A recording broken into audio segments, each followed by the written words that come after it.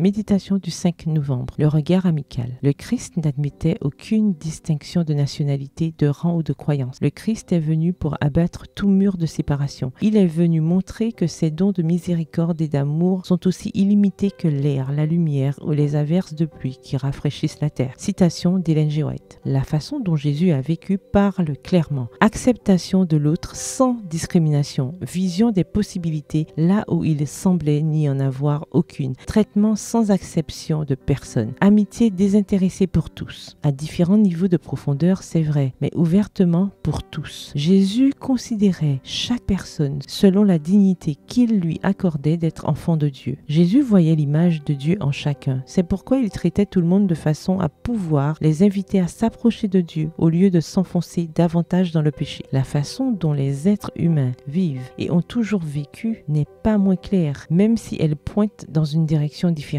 À toutes les époques, y compris la nôtre, la tendance culturelle a été, pour certains groupes, de rejeter les personnes appartenant à d'autres groupes. Même certaines lois semblaient être basées sur le principe « Nous n'aimons pas cette personne, ôtez-la de notre vue ». Les intouchables, lépreux, malades du sida, prostituées, drogués, voleurs, étrangers, etc. changent selon les époques, mais le mal est le même et il est endémique. C'est la discrimination. Oui, il est vrai que les lois d'aujourd'hui sont beaucoup moins discriminatoires que par le passé, mais nous entretenons toujours une discrimination envers la personne que nous percevons comme n'étant pas normale, entre guillemets, quelle que soit la signification du mot normal pour chacun d'entre nous. Le problème de cette attitude est qu'elle nous empêche de faire quelque chose de fondamental pour tout chrétien, considérer l'autre comme un enfant de Dieu et donc un frère, égal à moi en origine et en droit. Combien il est important de développer ce regard que seul Dieu peut nous enseigner. Paul écrit « Car le Christ est mort pour tous. Désormais, nous ne regardons plus personne d'une manière simplement humaine. Si nous avons connu le Christ de cette manière, maintenant nous ne le connaissons plus ainsi. Si donc quelqu'un est dans le Christ, il est une créature nouvelle. 2 Corinthiens 5, les versets 15 à 17 dans la version Bible de la liturgie. Êtes-vous unis au Christ? Alors on verra que vous êtes une personne nouvelle, que vous ne pensez plus à la personne selon les critères de ce monde, mais selon ce regard d'amour et d'amitié que Jésus nous a appris à avoir. Cela sera la preuve que vous êtes une femme vertueuse. Chaque époque a besoin de personnes comme Jésus qui vivent d'une manière telle qu'elle nous inspire à ne pas faire de discrimination. À notre époque, cela peut être vous. Le verset du jour se trouve dans 2 Corinthiens 5, le verset 16 dans la version Bible de la liturgie. Désormais, nous ne regardons plus personne d'une manière simplement humaine. Bonne journée, que l'Éternel vous bénisse.